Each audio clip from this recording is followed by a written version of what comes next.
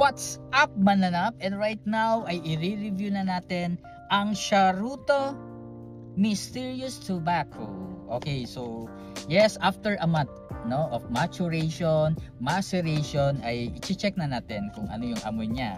And basically nagustuhan ko talaga yung kapatid nito, which is the tobacco vanille. So kinuha ko to, and maraming nagsasabi na gusto nila yung tobacco vanille, pero marami ding nagsasabi na gusto nila yung mysterious tobacco. So depende niya. So this is it, pansit, after a month of intense. Check natin. So dito hindi ko lang ilalagyan guys kasi nalagyan na to ng perfume. So ito na lang.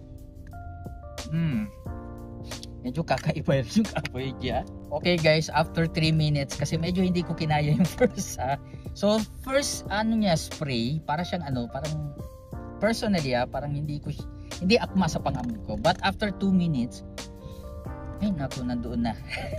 It's woody pero meron siyang sweet na scent, and may pagka rin may pagka flower kind of smell din siya. So, definitely I really like it.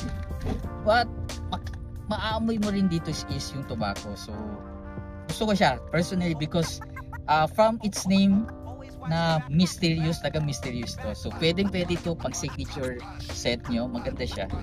I really like this.